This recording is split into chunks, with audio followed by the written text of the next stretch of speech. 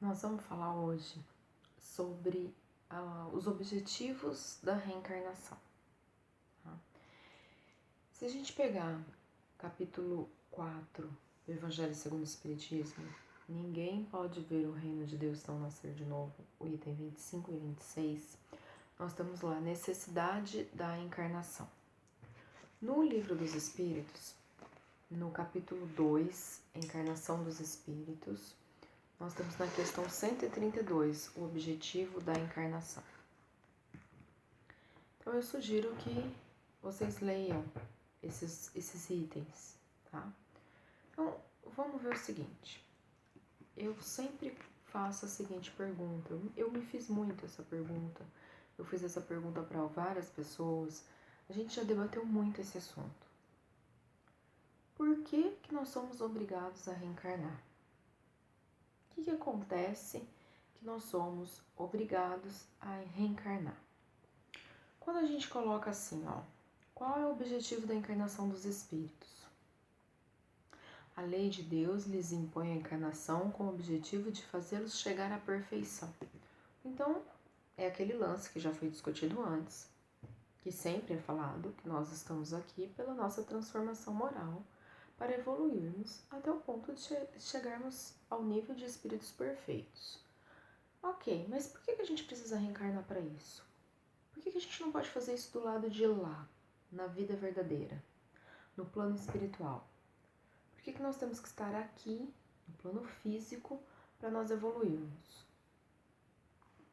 Então eu fui estudar, fui pesquisar o assunto e é mais ou menos assim. Nós temos que pôr em prática aquilo que nós aprendemos. Então, é como se a gente estivesse do lado de lá estudando e aqui nós vamos fazer a parte prática. Por quê? Porque existem coisas que a gente só consegue trabalhar estando encarnados. Eu vou dar alguns exemplos, tá? No plano espiritual, a gente pode estudar sobre a gula, a gente pode estudar sobre o orgulho, a gente pode estudar sobre desvios de sexualidade, sobre a fofoca, sobre melindres, etc. Tá? Nós vamos estudar tudo isso. Só que lá, por exemplo, eu sou capaz de ler pensamentos, então é tudo muito transparente. Consequentemente, eu vou estar sempre próximo dos espíritos que são meus afins, né? Porque eu não vou me aproximar daqueles com quem eu não quero conviver.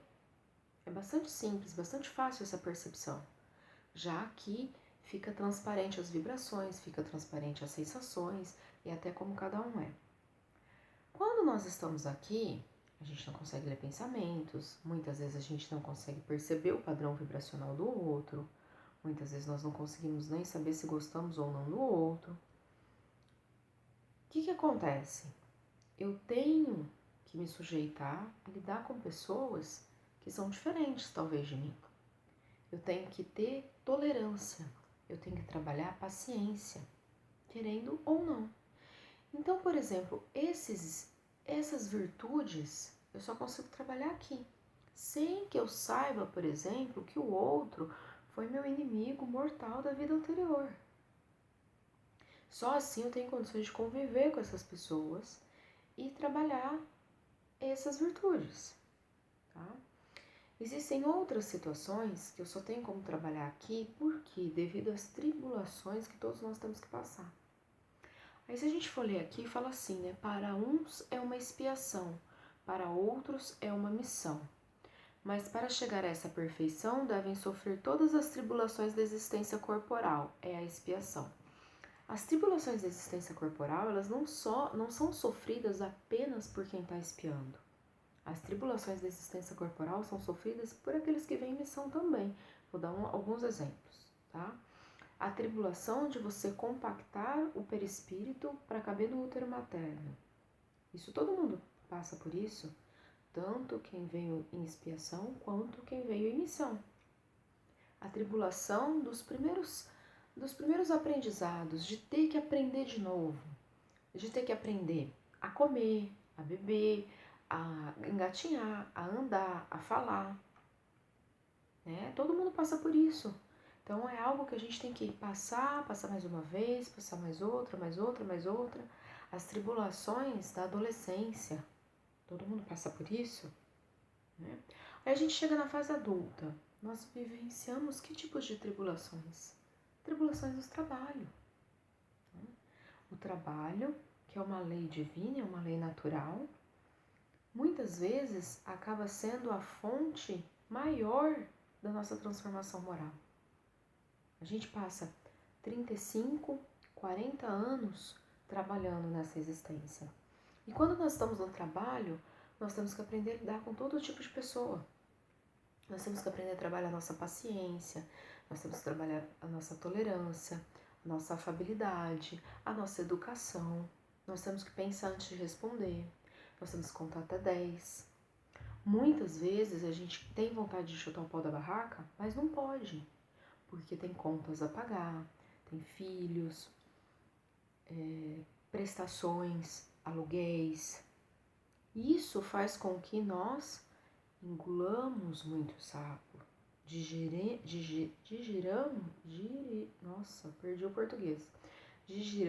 esses sapos, processemos tudo o que está acontecendo antes de nós sairmos desequilibrados. Isso traz o quê? Crescimento. Crescimento espiritual, crescimento evolutivo. E essas circunstâncias nós não temos como vivenciar no plano espiritual. Se você pegar o filme Nosso Lar, eu falo filme, lógico, tem um livro, mas assim, eu falo filme porque ficou muito fácil de ver as coisas com o filme, né? E eu acredito que muitas pessoas que não leram o livro viram o filme. Então, por isso que eu falo do filme. Se você pegar o filme Nosso Lar, você via lá todo mundo trabalhando, todo mundo entendendo a lei do trabalho, todo mundo respeitando o trabalho um do outro, sem precisar ninguém impor nada, inclusive até a parte do lazer todo mundo respeitando, tá? Aqui na nossa existência terrena, será que se nós não tivéssemos as nossas vontades de aquisições, se nós não tivéssemos essas tribulações que eu já citei, todo mundo estaria trabalhando? O que vocês acham? Quantas pessoas vocês ouvem dizer assim, se eu pudesse eu não trabalharia, se eu pudesse eu ia estar dormindo, se eu pudesse eu ia estar numa praia em plena segunda-feira, se eu pudesse... Quantas pessoas vocês já ouviram dizer isso? Então, é sinal que nós ainda não aprendemos a lei do trabalho efetivamente. Se nós não aprendemos a lei do trabalho, tem que ser meio que imposto por enquanto, né? Até para que a gente consiga vivenciar essas tribulações e consigamos nos melhorar. Imagina um almoço em família em que todos nós tivéssemos condições de saber o que os outros membros estão pensando. E aí, como que a gente ia se comportar? Será que nós conseguiríamos ser tolerantes com a sogra? O que vocês acham? Ou ia ser um pouquinho difícil? Ou ia escapar uma alfinetada aqui, uma alfinetada ali, a coisa ia desandar, né? Quando nós estamos encarnados, é que nós vamos ver se nós conseguimos lidar com a nossa gula, com o nosso orgulho, com os desvios sexuais, que eu já falei. Nós vamos ver se a gente consegue lidar com os vícios. Nós vamos pôr em prática o que nós estudamos. Pensa nas séries escolares, tá? Nos anos escolares. Não é lógico que para eu chegar numa faculdade eu tenha passado desde do ensino fundamental, ensino médio, e todos os anos, tudo certinho, que eu tenha um conhecimento prévio para que eu possa chegar numa faculdade? É assim com a gente. Não daria pra gente do nada aportar nos planetas perfeitos, no meio de seres perfeitos, sem nós termos passado pela escola antes. Aí vocês podem falar assim, mas todo mundo tem que passar por isso? Sim, olha o que está escrito aqui agora no Evangelho. Deus, soberanamente justo, considera igualmente os seus filhos. É por isso que ele dá a todos um mesmo ponto de partida, a mesma capacidade, as mesmas obrigações a cumprir e a mesma liberdade de ação. Qualquer privilégio seria uma preferência, e qualquer preferência uma injustiça. E todo mundo sabe que Deus é justo. Deus não erra. Então, todas essas atitudes, todo esse trabalho que é a reencarnação, é algo justo, algo que veio de Deus. Não é algo aleatório que surgiu do nada. Por isso que nós temos que passar por isso. Tá? Aí você fala assim, mas eu não tenho mesmo como escapar? Não, não tem.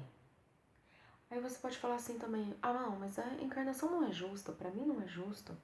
Eu passo por inúmeras dificuldades, eu tenho dificuldade, eu acordo 5 horas da manhã para eu trabalhar, eu faço baldeação, eu faço o que o pessoal dos Estados Unidos chama de commuting, né, que a gente fala baldeação, eu fico 2 horas para eu chegar no meu local de trabalho, eu ganho pouco, eu ando de ônibus, eu tenho inúmeras contas, pago aluguel, etc.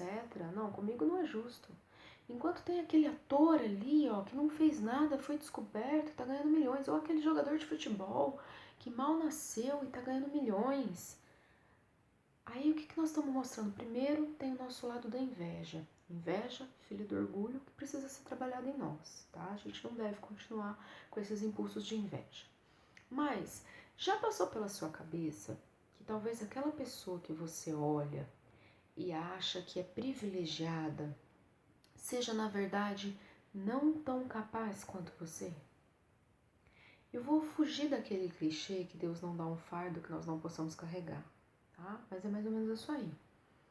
Então, você tem a capacidade de enfrentar todas essas dificuldades que você descreveu e talvez depois do trabalho ainda fazer uma faculdade, chegar em casa tarde, estudar e etc. Você tem a capacidade de fazer toda essa correria, ajudar a mãe que está doente, cuidar do filho, corrigir tarefa, aguentar o chefe bravo, aguentar a pessoa do seu trabalho que às vezes quer te passar a perna.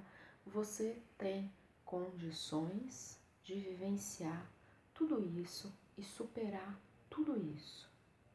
Talvez aquela pessoa que você olhe com um arzinho de inveja não tenha as mesmas condições que você. Talvez aquela pessoa tenha algum tipo de deficiência que a faz com que seja menos capaz. E eu não estou falando esses termos no sentido pejorativo. Talvez aquela pessoa não tenha as mesmas habilidades que você tem. E por conta disso, foi lhe dado essas oportunidades que para você parece que são privilégios, sendo que na realidade não são, sendo que foi dado os meios para que aquela pessoa pudesse trabalhar o que ela precisa trabalhar. E para nós foi dado meios diferentes, porque cada ser é único. Embora todos nós tenhamos sido criados simples e ignorantes, cada um de nós é um ser único, em uma etapa do nosso processo evolutivo. Nós não evoluímos em grupos, nós evoluímos cada um ao seu ponto. E isso é uma mostra do nosso amor paterno maravilhoso, que ele nos permite que evoluamos na nossa velocidade. Lógico que nós não podemos atrasar o progresso do planeta. Por quê? Porque é uma das nossas obrigações contribuir para que o planeta progrida. Olha só o que está escrito aqui, ó. A encarnação tem também um outro objetivo: dar ao espírito condições de cumprir sua parte na obra da criação. E o que é essa nossa parte? É auxiliar o progresso moral do planeta, tá? Então, se nós estivermos atravancando esse progresso, provavelmente nós vamos ser encaminhados para um mundo que esteja de acordo com os nossos conhecimentos, de acordo com as nossas capacidades. Um pouco, que a gente poderia até dizer um pouco inferior. Mas, se nós estamos caminhando na velocidade que o planeta está caminhando, nós temos a obrigação de auxiliar esse planeta a progredir. E eu vou dar alguns exemplos de como no nosso dia a dia nós podemos auxiliar o nosso planeta a progredir pelo meio do nosso próprio trabalho. Olha que coisa que geralmente a gente não fala. Eu gosto muito de pensar em como fazer as coisas e gosto muito de pensar em coisas do nosso dia a dia. Eu gosto muito de pegar os nossos exercícios, nossos exemplos do Evangelho, dos estudos e colocar no nosso dia a dia. Então, como eu posso, no meu dia a dia, dentro do meu trabalho, auxiliar o progresso moral do planeta? Então, vamos lá. Vamos supor que eu seja uma médica. E eu tenho como médica duas alternativas de conduta. Eu posso trabalhar para melhorar a saúde dos meus pacientes e eu posso atender sem o devido zelo e piorar a saúde dos meus pacientes. Não vou dizer o que é certo e o que é errado, gente. Eu estou dizendo que existem dois caminhos. Como eu posso auxiliar o progresso moral do planeta? Trabalhando para melhorar a saúde dos meus pacientes. Vamos supor que eu melhore a saúde de 100 pessoas. São 100 pessoas que vão estar mais ativas, mais dispostas, mais saudáveis para realizarem os seus próprios trabalhos e, consequentemente, também auxiliarem no progresso do planeta. Eu vou criar uma corrente do bem, uma pirâmide do bem. Todo mundo já deve ter ouvido falar naquelas correntes e pirâmides, daqueles negócios furados. No caso, eu estou falando de uma pirâmide positiva. Vamos supor que eu seja uma vendedora. Eu trabalho num comércio, tá? E aí, eu tenho duas opções. Eu tenho a opção de, no meu dia a dia, começar o meu trabalho mal-humorada, tratar as pessoas mal, ficar de cara fechada. E eu tenho a opção de tratar todo mundo muito bem, com um sorriso enorme no rosto, falar bom dia, boa tarde, talvez até falar que Deus te abençoe, falar coisas positivas para as pessoas, tentar fazer o meu melhor, tentar auxiliar o meu cliente a encontrar o que o meu cliente precisa realmente, não empurrar algo que ninguém precisa. Vamos supor que eu opte por essa opção, por essa alternativa, e tente fazer o meu melhor. E que eu atenda 50 pessoas desta maneira. São 50 pessoas que vão sair de perto de mim, vão seguir para os seus trabalhos, vão seguir para os seus lares mais felizes, mais tranquilas, mais empolgadas com o que elas adquiriram, que vão recomendar o meu trabalho.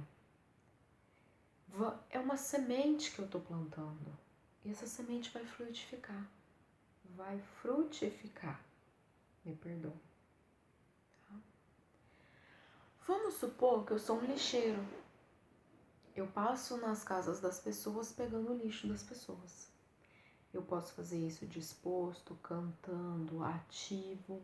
E eu posso fazer isso emburrado, de cara feia, chutando o lixo dos outros, pegando de mau jeito, rasgando o saco, espalhando lixo pela rua, espalhando lixo pela cidade, ao invés de estar catando lixo direito.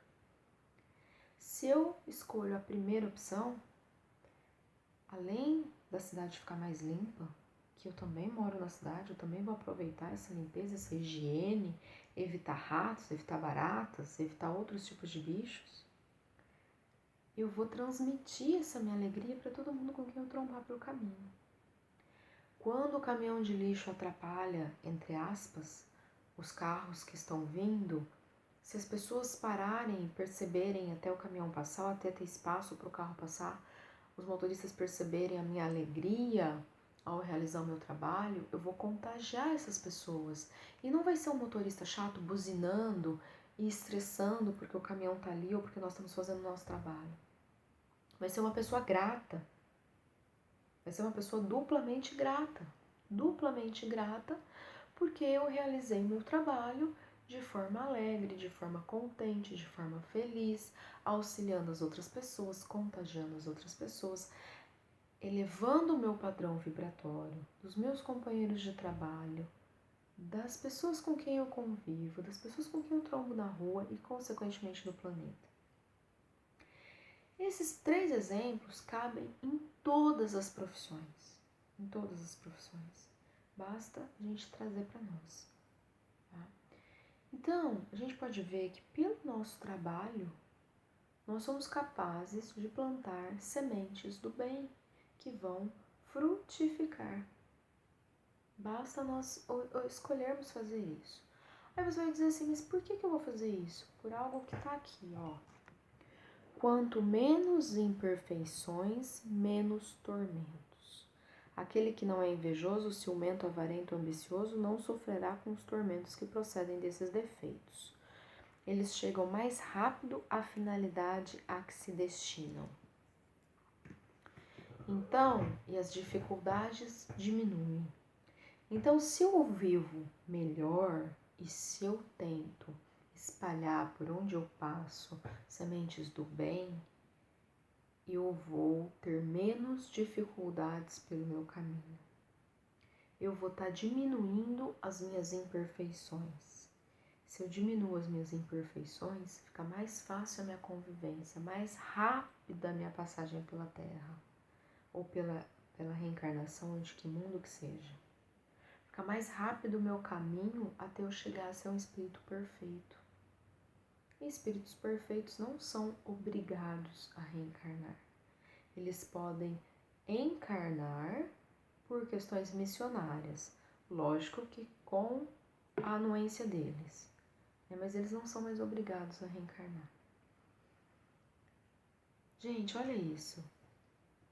Se eu não sou invejosa, eu não sou ciumenta, eu não sou avarenta, eu não sou ambiciosa, eu não vou sofrer os tormentos que procedem desses defeitos.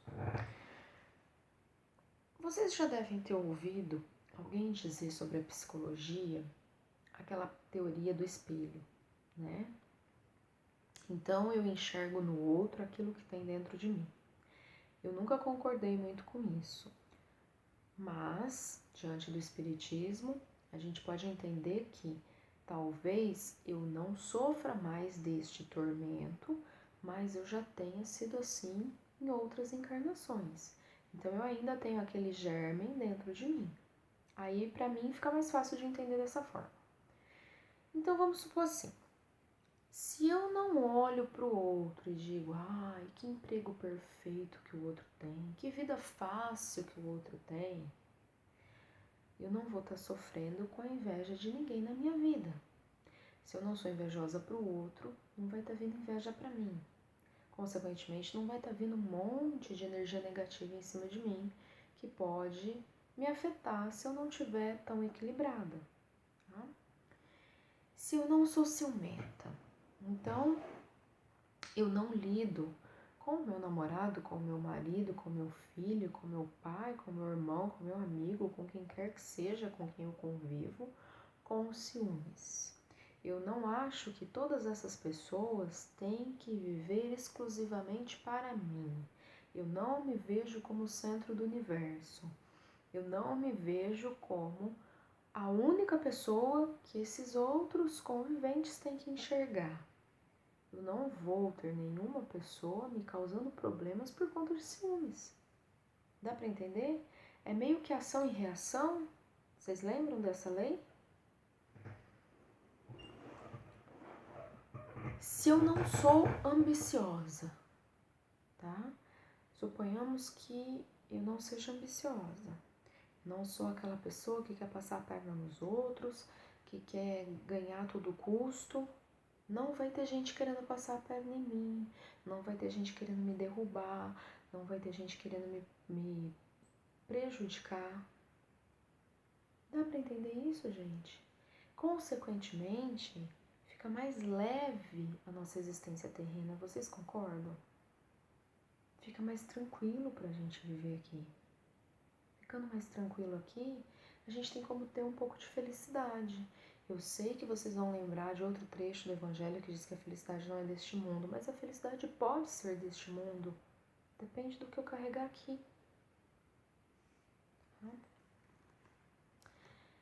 É importante a gente ver que nós vivemos provas do que nós faremos com o nosso livre-arbítrio. É o que nós fazemos aqui, tá? Nós estamos o tempo inteiro vivenciando essas provas, certo? O Evangelho também fala aqui, ó, que aqueles que cumprem essa tarefa com zelo vencem mais rapidamente e de maneira menos aflitiva esses primeiros degraus da iniciação e colhem mais cedo os frutos do seu trabalho. Olha que frase perfeita para sintetizar quase tudo que eu disse. Tá? Quem trabalha ativamente para o seu progresso moral pode não encurtar a duração da encarnação material, mas vencer de uma só vez os graus intermediários que o separam dos mundos superiores. Isso me lembra uma discussão, um debate, sei lá que nome que eu posso dar, um diálogo que eu tive com uma amiga minha, que ela é de outra religião, e que ela diz assim, que nós podemos evoluir tudo o que necessitamos evoluir nesta vida.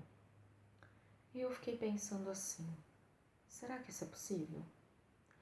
Porque é tanta coisa para nós nos melhorarmos, será que a gente consegue? Está escrito no Evangelho que sim, que se eu me dedicar eu posso fazer isso. Olha o que está escrito, eu vou ler de novo.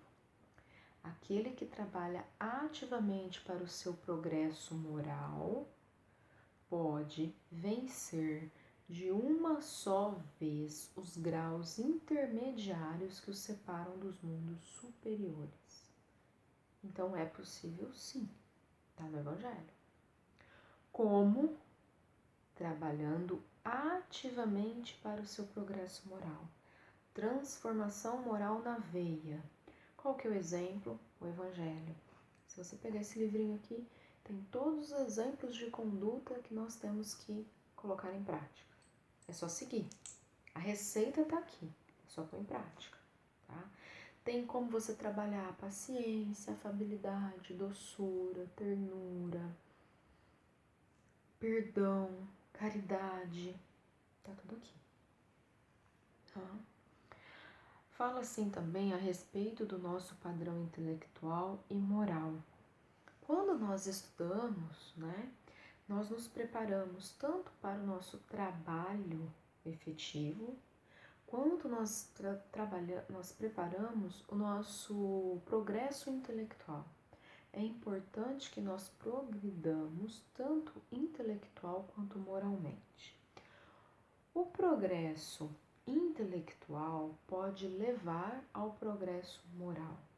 Então vamos supor, pessoas muito inteligentes, que são muito esforçadas, muito estudiosas, algumas vezes elas podem ser arrogantes, vaidosas, então elas podem não estar com a moral tão evoluída assim. Mas, se elas continuarem estudando, se esforçando, elas vão evoluir a sua moral também. É um dos caminhos para você evoluir a moral. Lógico que a gente tem que pôr em prática. Né? Pela reencarnação no mesmo globo, quis que os mesmos espíritos se reencontrassem e pudessem ter oportunidade de reparar os erros que cometeram entre si. Então, os erros que nós cometemos no passado, muitas vezes, a gente passa por algumas situações, algumas dificuldades, algumas aflições na reencarnação, que aí sim são expiações devido aos erros que nós cometemos. Tá?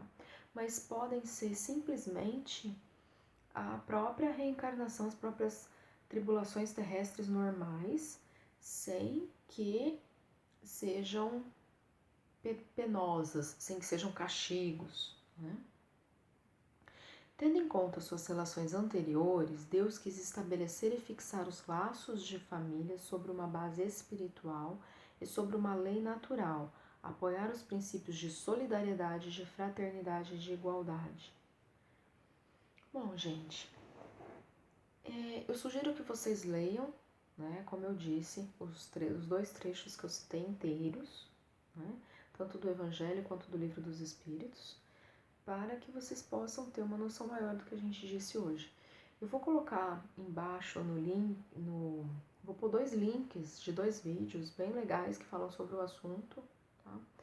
E é isso aí, gente. Vamos continuar estudando, vamos continuar tentando pôr em prática, ou vamos continuar conseguindo pôr em prática, trabalhando a nossa tolerância. Nós vamos conseguir, eu tenho certeza disso. Um beijo enorme para todo mundo, até a próxima.